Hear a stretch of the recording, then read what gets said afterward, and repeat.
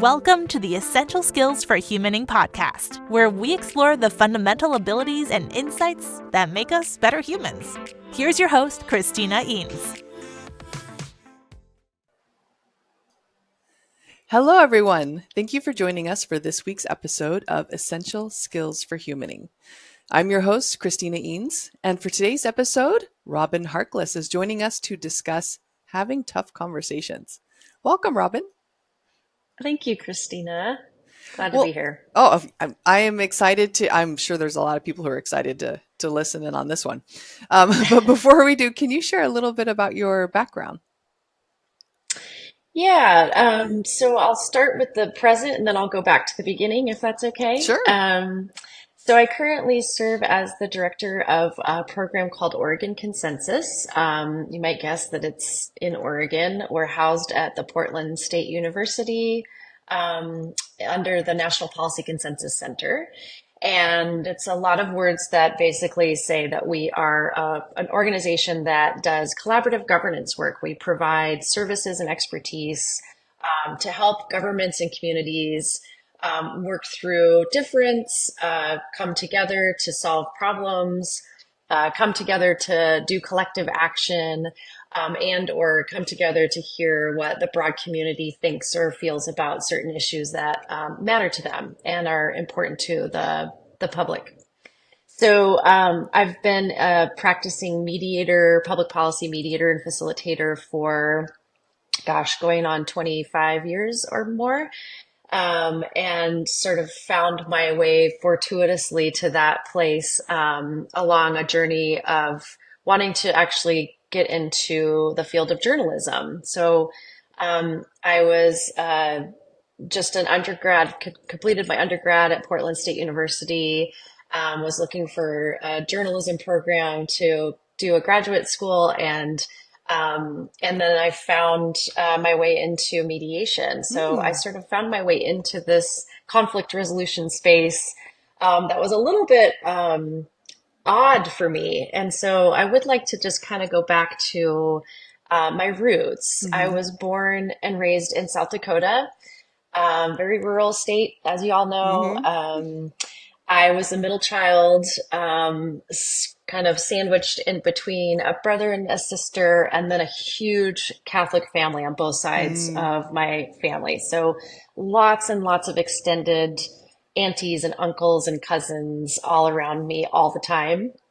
And so it was this kind of interesting, sort of paradoxical upbringing of both lots of chaos and kind of craziness, but also like some pretty deep values in order and rules and that sort of thing. And so those were both really present for me as I kind of learned to navigate the world. And I really found myself trying to kind of be fluid and at times invisible in my life. And so my mode for dealing with conflict or difference was really to either avoid it or to overly accommodate in those kinds of situations. Yeah. So it wasn't a natural fit for me to kind of dive right into a field that puts you at the center of conflict all the time. Yeah. It's quite counterintuitive for me, actually.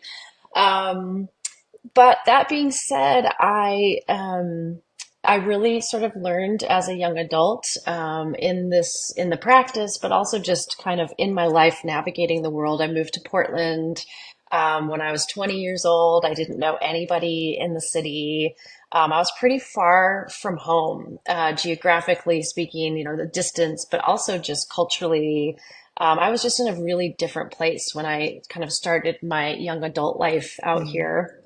And I really had to figure out how to negotiate space for myself. And it really required me, just for survival, to figure out ways to advocate for myself, to figure out how to deal with conflicts that really didn't afford me. I couldn't always be accommodating. I couldn't always be avoidant. So that was a little bit like my personal journey into sort of thinking differently about conflict and how we and I kind of personally tried to enter difficult conversations. So I'm pretty excited to talk about this, but I will say this was definitely not a natural fit for me at the outset of my young adult life. Oh, well, I'm guessing there's a lot of folks who are happy to hear that, because I'm also guessing there's a lot of avoiders out there and or accommodators, but probably a big group of avoiders. And the idea that this can be learned and even mastered, Mhm. because it's what you do today. So when we're Yeah. talking about having tough conversations, where do we start? Like maybe like what do you want everyone to know about this? Yeah. Well, I think it's sort of like any muscle, you have to work with it. You know, Hmm. you really you need to work with it in order to build the muscle. And so there's practice, there's preparation, and it's all a process. I think that's the main thing is that, a difficult conversation is not, it's not even a thing. It's a space. It's a condition, maybe. Hmm. It's a process that you're in. And so, preparing for those moments can be extremely helpful. Yes. Um, and I think starting with, I mean, it sounds really basic, but just really getting to know yourself well. Um, Figuring out who you are, what you care about, what your values and principles are, and learning to respect and love yourself, Hmm. so that you can, over time, create a really authentic voice of the Mm. person that you are and the person that you want to be. And I think that that will then enable it to be, it's just easier to face difficult situations and difficult conversations, if you already have been invested in your own relationship with yourself. Yeah. So for that, some of this is almost even thinking about, distinguishing between self and ego. A lot of Mm. times, the ego sort of gets in the way, or a lot of the external forces, pressures, influences can really sort of get busy and noisy in the mind, and you have to sort of know where to find yourself a lot of times in those situations. And you can imagine going into a difficult conversation, your nervous system is also up, and Mm. sometimes it challenges us to be able to find our center. So I think spending time outside of that difficult conversation, outside of the moment of challenge or conflict, getting to know yourself so that you have this sort of clear center and sort of compass going in. Yeah. Oh, so much to unpack here. Yeah. So, self awareness is, I think, the first step in pretty much everything. Hmm. And I appreciate that you say that, because multiple reasons, right? One, we need to be aware of what our tendencies are in these tough Hmm. situations, and how you mentioned about our values and stuff. So I think that also helps us be aware of our boundaries. What Hmm. is worth having those tough conversations over. And then I That's also right. loved how you mentioned the nervous system, gearing up for these. So one, preparing, right? And then I almost want to dive into that a little bit. There's a point in our emotions and nervous system where we're geared Hmm. up to be able to handle this. And Yeah. then there's a point where we go into almost like amygdala hijack. Yeah. So Exactly. can you help people maybe balance that line and figure out where that point is? Yeah. So I think one thing I'll mention too in this conversation is that the other side of the coin is, to sort of know what relationship and to know what's going on with the other. So Hmm. listening being a super powerful tool, both Yeah. internal, but also what is it like, have some curiosity and a real desire to better understand, what this other person is bringing to the conversation. And being really prepared for that. One of the ways that, sometimes we will even coach groups or individuals who are kind of entering into a conflict space is think about what matters to you. Mhm. So, like, substantively, what do I care about in this situation? helping you discern what is the thing that I won't be willing to let go. That's maybe the boundary that you were talking about a moment ago. Hmm. And what are the things that maybe don't matter as much to me that I, could probably be a little more flexible around, for example. Um, the other part of it is, what is the relationship that I want to have with this person after this conversation? So sometimes it's purely transactional. And Mm. so you go into a situation where you have to have maybe a tough negotiation around something, and it's purely transactional. The relationship after this point really doesn't matter. Your own integrity might matter to you, but being a little less or more considerate of how much do you want to hold the integrity of the relationship as a core kind of going into this, which may actually influence the way that you present yourself, how rigid you are, what you're willing to let go, what you're willing to ask for, and sort of figuring out what that relationship means to you. And then the third piece often we talk about is um, it's sort of process and procedure. How do I want to show, how do I want what are the conditions for this conversation? Hmm. Um, what's going to create psychological safety for me? Um, what are some of the like kind of maybe general agreements of how we're going to respect each other and ourselves in the conversation, and really being sort of explicit about that going in so that you can actually kind of state what you think the rules for that engagement should look like, and maybe get that permission with each other out at the outset.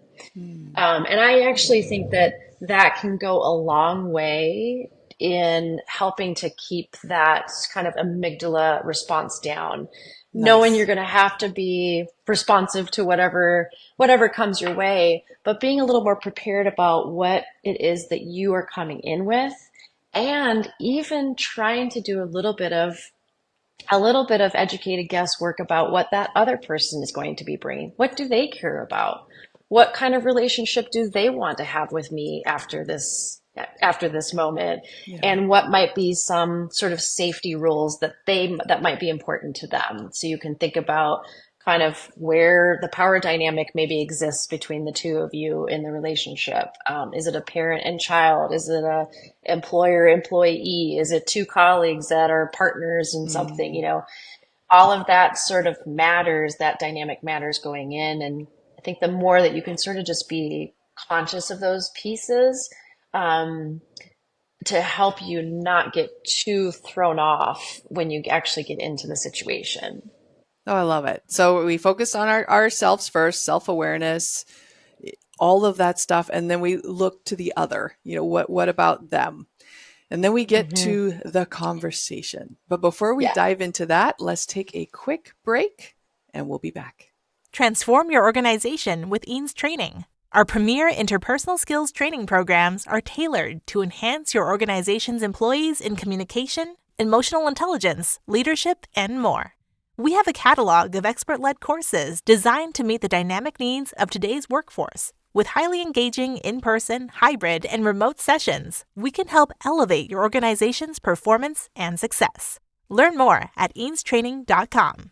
Welcome back. Okay, so let's talk about having tough conversations, and we're at the point perhaps where we're in the conversation. And I Hmm. loved earlier that you had mentioned listening, because honestly, I think the world would be a better place if more people were better at listening.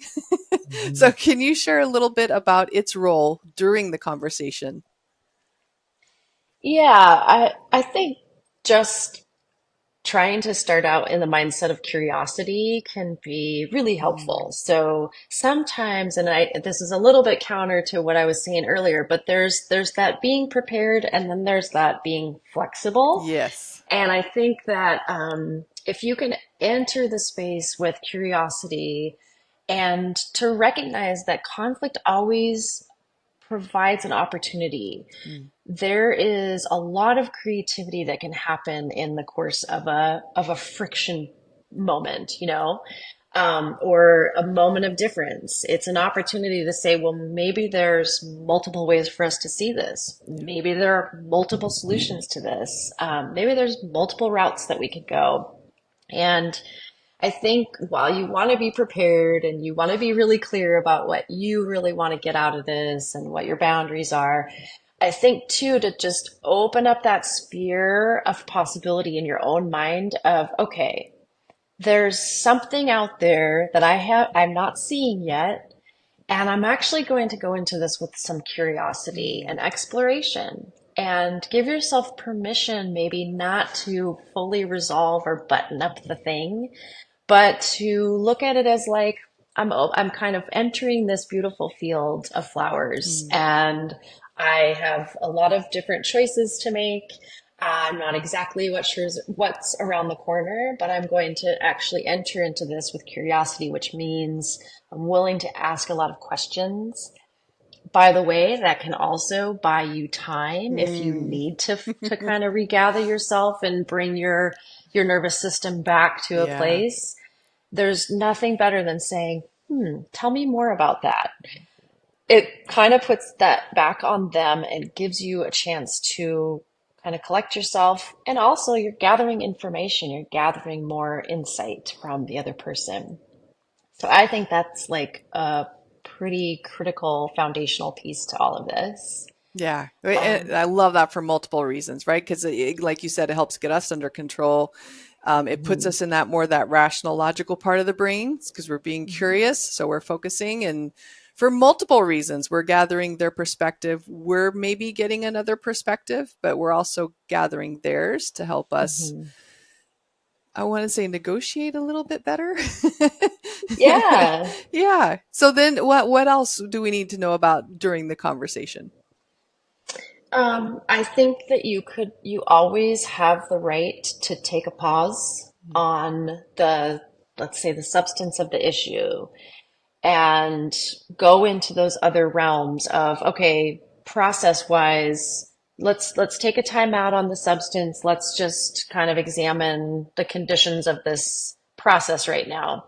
Do I need to adjust actually where I'm sitting, where I am Mm, in space relative to this person? Um, do I need a drink of water? Do I need to get some fresh air? Um, or do we need to kind of re-establish some of the agreements of how we're going to talk to each other? yeah. Maybe the volume is not working for me. Maybe I feel like I'm doing too much talking and the other person isn't. So I think always giving yourself permission to take a detour from like trying to figure out the issue and look at the process. How is the process working for me? And it's a really good opportunity even to reestablish maybe the conditions that might enable you and whoever you're in the difficult conversation with to actually find a path forward that's if you're stuck. So that's, I think, another piece of this. I like that. Yeah. Oh gosh, there's again, there's so much to unpack there as well. Well, this is just like all this wisdom and all these. It's a lot. I love it. Um, so during the conversation, I love the finding space. Mhm, And I almost what popped into my head at that point too is yeah, some people push to find a solution very mhm, quickly. So I love getting space for yourself. Any mhm, suggestions for when you do have someone pushing? Like I almost, I almost imagine mhm. one partner following the other one around the house trying to solve this, so it's done, that kind of Yeah, thing. right. Well, with my family members, like my close family members, I often will say, I love you. This isn't the right time for me to talk about this. Yeah. Um, but you could even say, I think we should gather some more information about that. Maybe we Mm, should bring in more information. Maybe we should bring in another person. mm, Maybe there's some assistance that we could bring into this conversation that help us both navigate it better and maybe come to a better. And so if someone is really pushing and they have an agenda and they want the thing, mm. that's one way to maybe kind of create a little more space for potentially other options to be brought in or other Yeah. perspective if it's not Nice. working for you to do that directly. The other thing you can do is acknowledge that they have something that they keep driving at. Hmm. And sometimes that comes in the form of, I have the solution or I'm taking a position. Mm. And in my line of work, we always think about that as like the tip of the iceberg. That's the surface stuff that's Yeah. pretty obvious and usually pretty out there. There's a whole sub world of interests, needs to explore. And Yeah. often we just don't quite get to that sub layer. And so if you're feeling like, you're kind of getting this kind of repetitive, almost badgering or like, okay, you've said that 3 times now. Yeah. Usually for me, that's a clue to say, I need to acknowledge what they're saying and we need to go a little bit deeper. So Yeah. help me understand why that's important to you. Tell me more about why that's important to you. Are there other ways that you might be able to get this need met? So in Nice. some ways you kind of become like their coach. Okay, Hmm. I'm going to help you sort this out.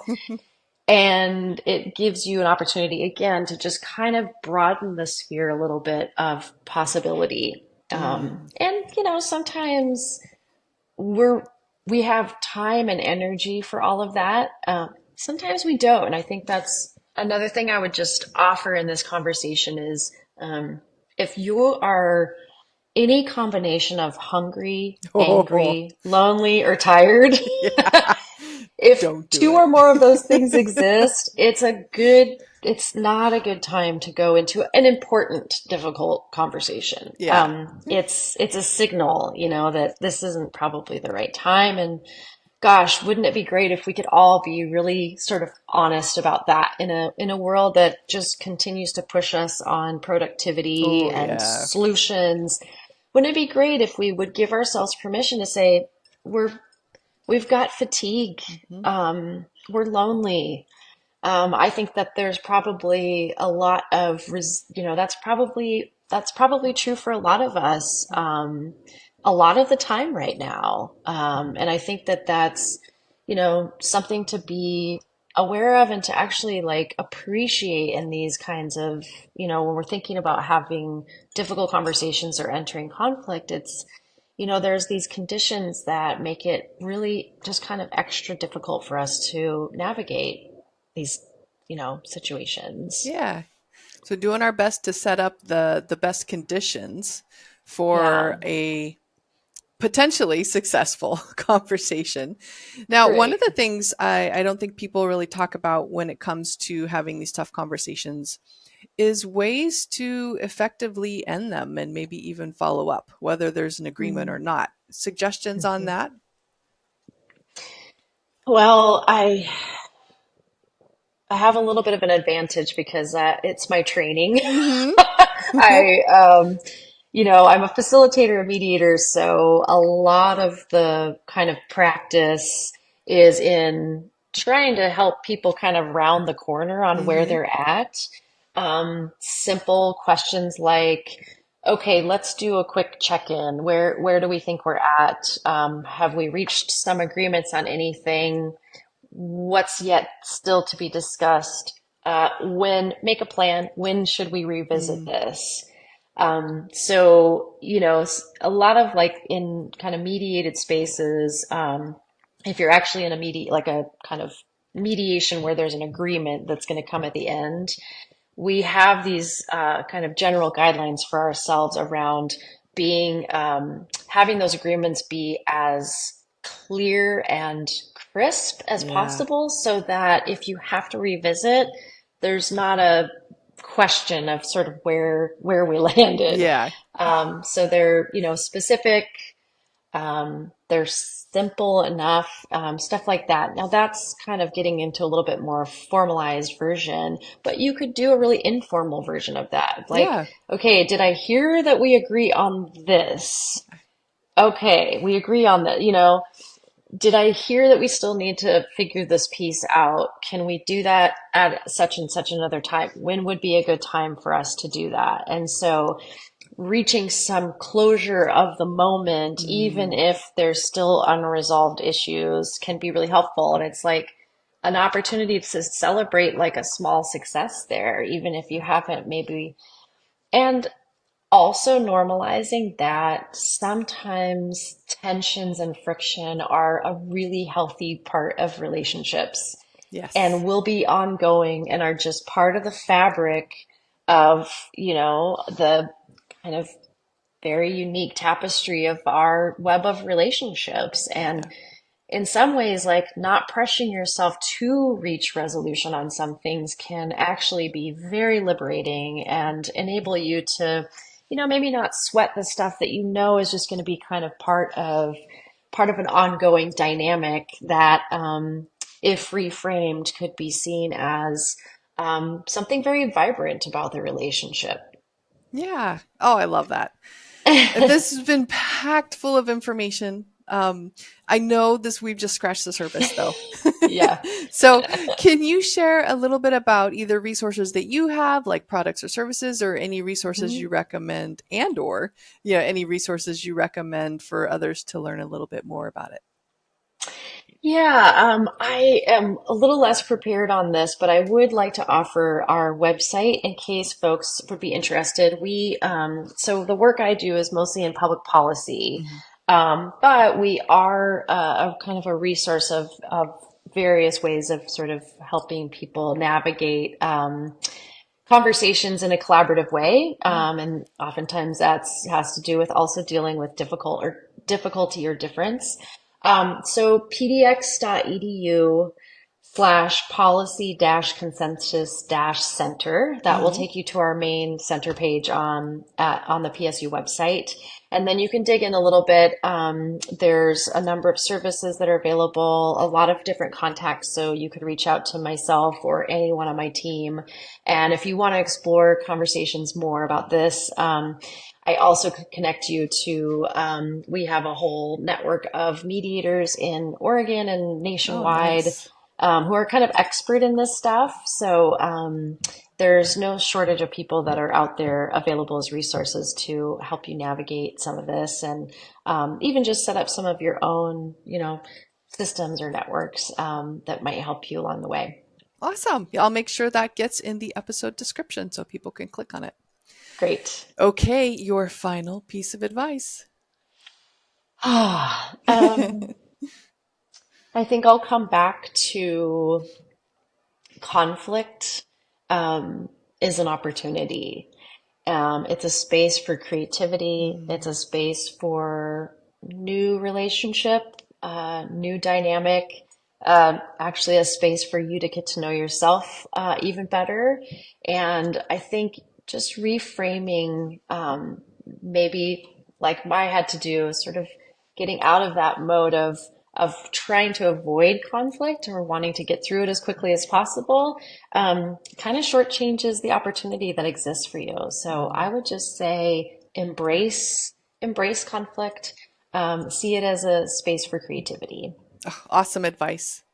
Oh, thank you so much for joining us today, Robin. Thank you.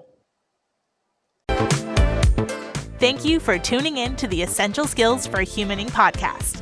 We hope you've gained valuable insights to enhance your journey as a human being. Remember, practice makes progress. Keep honing those essential skills, and until next time, keep being the best version of yourself. For more resources, visit eanestraining.com.